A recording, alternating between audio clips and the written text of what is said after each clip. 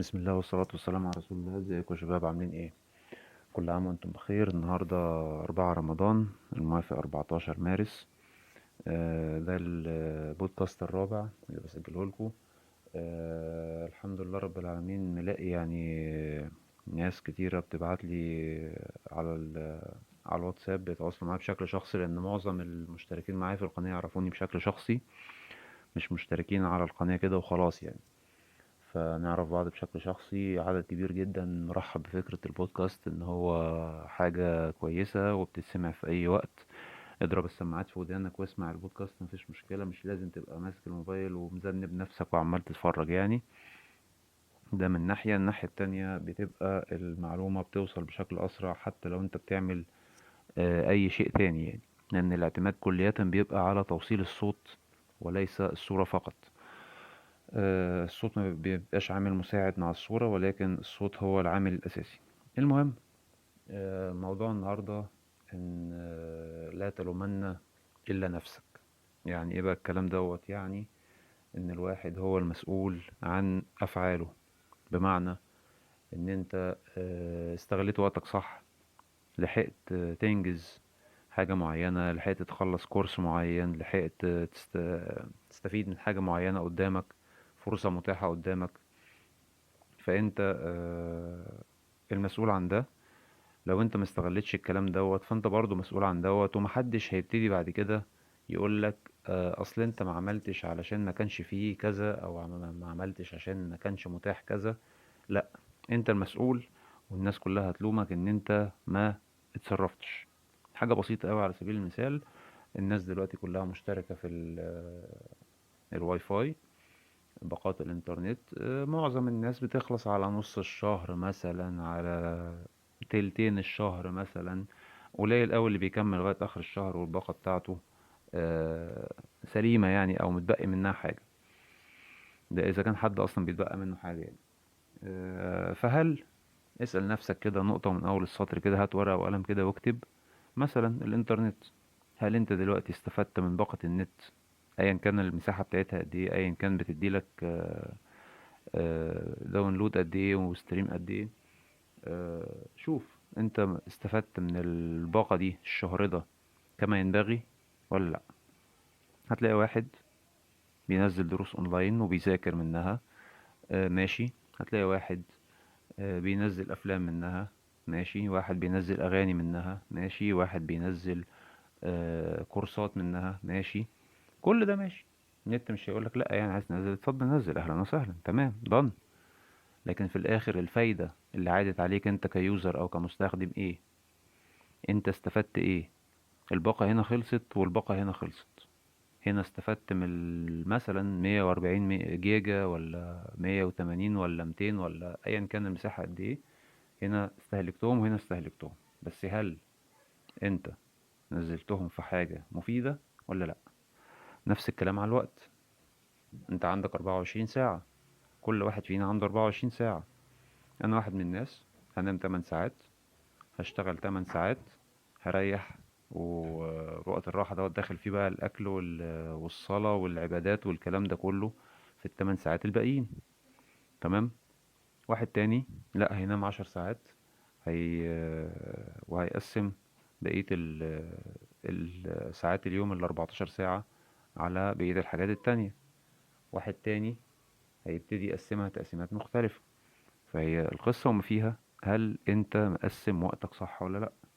نفس الكلام على الصحة، وده اللي بنتكلم فيه. ان اتكلمنا قبل كده في تقسيمة الوقت والحاجات ديت قبل كده اتكلمنا عليها في فيديوهات قبل كده. طيب، النهاردة هنتكلم على الصحة. انت مسؤول عن صحتك وهتتحاسب على صحتك، ماشي. دلوقتي ربنا ادالك صحة، هل انت استفدت منها ولا لا؟ يعني واحد طور صحته، حافظ عليها، كل اكل صحي، اتمرن، لعب رياضة مفيدة، ايا كانت بقى الرياضة ديت ايه، سواء سباحة، فيتنس، جيم، اي رياضة تانية بيحافظ بيها على صحته، او شايف ان هي بتنمي له حاجات معينة في جسمه. في ناس تحب تلعب بوكس، ناس تحب تلعب مصارعة، ناس تحب تلعب اي لعبة تانية، مفيش مشكلة. مادام هتفيدك خلاص، تمام. القصة وما فيها اللي بتكلم فيه، هل انت استفدت من صحتك ونميتها طورتها ولا لا؟ هيجي عليك يوم صحتك هتتعب، مناعتك هتقل، هتبتدي الامراض تبتدي تخش عليك واحده واحده، سواء بقى امراض كبر السن او امراض عرضيه تجيلك في وسط السكه يعني. طب الامراض العرضيه اللي جاتلك في وسط السكه دي جاتلك ليه؟ طبعا هو كل شيء مقدر وربنا هو المتحكم في كل حاجه، بس انت عليك دور. هل انت قويت جهازك المناعي بشكل كامل كما ينبغي؟ هل انت واخد فيتامين سي، واخد زنك، واخد كذا واخد كذا واخد كذا، متغذي كويس، مؤسس جسمك كويس ولا لا؟ دي حاجة. اتكلمنا في التغذية الثلاث بودكاستات اللي فاتوا، نرجع كده نبص عليهم ونراجعهم على حسب نمط جسم كل واحد فينا. فهل دلوقتي انت استفدت من صحتك وحافظت عليها ولا لا؟ طيب ما استفدتش منها وما حافظتش عليها، ابدأ من دلوقتي. ابدأ من دلوقتي. انت عندك في رمضان شهر صيام وخير وبركة. اللي ما بيصليش يبدأ يصلي، اللي ما بيزكيش هيزكي، اللي ما بيعملش اي حاجة كويسة يرجع يبدأ يعملها ويبتدي يظبط نفسه. طيب الرياضة، واحد يقول لك لا يا عم الصيام ده متعب ومعظم اليوم الواحد صايم، بعد الظهر الواحد واكل وبعد الفطار الواحد تقيل طيب ماشي يا عم. بص يا سيدي، مبدئيا كده، لو انت بتتمرن رياضة خفيفة افضل وقت ليها ممكن تمارسها قبل الفطار مباشرة لو انت جسمك صحيح سليم مفيهوش اي مشاكل، ولكن نبعد عن اول اسبوع في رمضان الممارسة الرياضية اللي هي قبل الفطار مباشرة. الكلام دوت ممكن تعمله في البيت مثلا، ممكن تعمله حوالين البيت وكلام من ده، بس خد بالك ده لازم واحد صحيح سليم ما عندوش اي امراض عضوية ولا سكر ولا ضغط واطي ولا ضغط عالي ولا الكلام ده كله. طيب جربت وما ظبطتش معاك، خلاص انسى الكلام دوت. يبقى انت تمارس الرياضة بتاعتك بعد الفطار، وده اللي انا شايفه افضل. ده اللي انا شايفه افضل. طيب ينفع امارسها بعد الفجر؟ ينفع تمارسها بعد الفجر بساعة ساعتين تلاتة الصبحية، مثلا الساعة 7 8 لو انت عندك وقت متاح. حلو قوي، كلام جميل زي الفل. ولكن هيبقى عندك عيب. العيب في النظام الاولاني اللي هو قبل الفطار على طول، ان انت مستوى الانسولين في الدم ومستوى السكر في الدم هيبقى في ادنى مستوياته، والانسولين في ادنى مستوياته، فانت دلوقتي عرضة ان انت يجيلك اغماء نتيجة نقص السكر في ايه، في الدم. ماشي. طيب الدم بيبقى متجلط في الجسم بشكل كبير جدا، لان الجسم بقاله تقريبا 11 12 13 ساعة ما دخلوش اي كمية مية. فده في حد ذاته مش صحي، ده في حد ذاته مش صح. ولكن لو انت عملت كده وبعد كده طلعت على طول، خدت عقبال ما خدت دشك ولا اتشطفت وظبطت نفسك وغيرت هدومك، هتلاقي المغرب جدا ترك تمام، هتبتدي تشرب ميه سنه سنه، تبتدي تاكل الاكل المغذي بتاعك هيجري على العضلات على طول، الدوره الدمويه تكون في قمه نشاطها، تمام التمام زي الفل. ده لو انت يناسبك الكلام ده. ما يناسبكش، خليك في النظام التاني اللي هو ممكن بعد الفجر بساعتين تلاتة كده يكون السحور اتهضم والدنيا معاك تمام، تنزل تلعب الرياضة بتاعتك وتمام التمام زي الفل، وترجع ايه، تاخد دشك وتشوف بقية يومك. ماشي كلام زي الفل.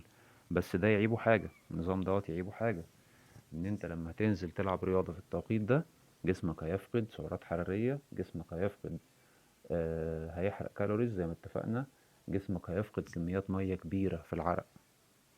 طيب هتكمل بقية صيامك ازاي يا معلم؟ هتلاقي نفسك جيت على نص النهار كده، على الظهر كده، تلاقي نفسك لسانك لازق في سقف حلق بقك ومحتاج تشرب مية بأي طريقة إن كانت. طبعا هتفضل دايس على نفسك عشان تكمل صيامك. فهتبتدي تضطر ان انت حاجة من اتنين، يا تكمل يا اما تفطر، والاتنين غلط. الاتنين غلط، لان انت ما ينفعش تفضل في حالة عطش شديدة تخش في حالة جفاف dehydration، وده في حد ذاته غلط صحيا، او ان انت تفطر عشان ده غلط شرعيا. تمام. طيب الافضل والانسب ايه بقى؟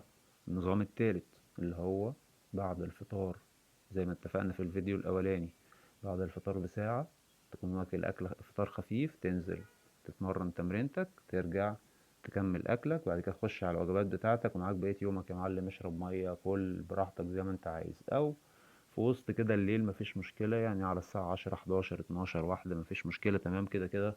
معظم الناس في رمضان بتبقى سهرانة والدنيا ايه، الناس رايحة وجاية، فمفيش مشكلة في الكلام ده. ده اللي انا شايفه انسب نظام تمرين في رمضان. طيب انت دلوقتي يناسبك ايه بقى؟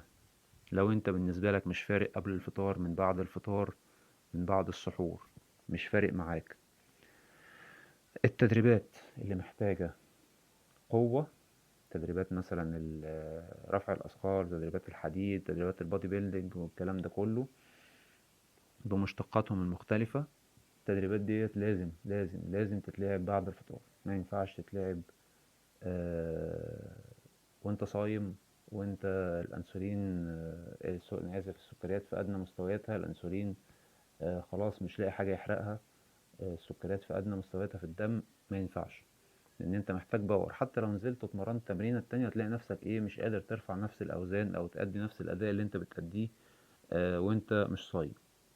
حتى تلاقي الناس اللي هم اللي شغلهم بيشيلوا ويحطوا ويرفعوا حاجات وينزلوا حاجات، العمال مثلا والكلام ده كله، تلاقيه في رمضان شغال بنص مجهود.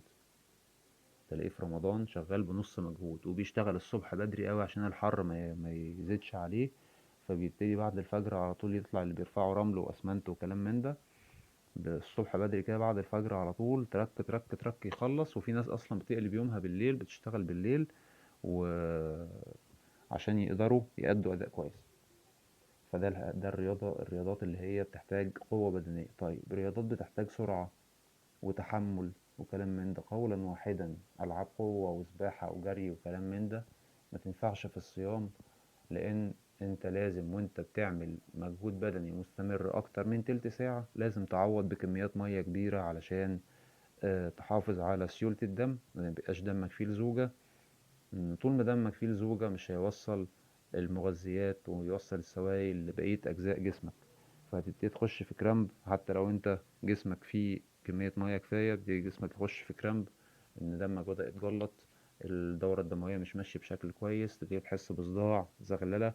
ده نتيجة ان الدم مش واصل كويس للمخ، فكده لازم توقف فورا علشان انت كده داخل في مرحلة خطر. الرياضات اللي بتحتاج سرعة، آه، سرعة رد فعل، محتاجة تركيز، محتاجة حاجات زي كده، ما اعتقدش ان دي تفرق معاها قوي. الصيام وغير الصيام، مثلا رياضات زي الرماية، القوس والسهم، الحاجات اللي هي ايه، محتاجة تركيز عقلي وعصبي اكتر، دي ما اعتقدش بتفرق معاها قوي. انا ما عنديش دراية كافية عنها، ولكن انا بتكلم بخصوص الرياضات اللي بتحتاج قوة وسرعة وتحمل، دول الثلاث عناصر اللياقة البدنية الاساسيين. اللي بنشق منهم بعد كده عناصر اللياقة البدنية التانية الفرعية. دي لازم تتعمل، والواحد في كامل كفاءته ولياقته وصحته. في انتظار تعليقاتكم، في انتظار آرائكم. إن شاء الله بإذن الله أشوفكم الفيديوهات اللي جاية إن شاء الله على خير.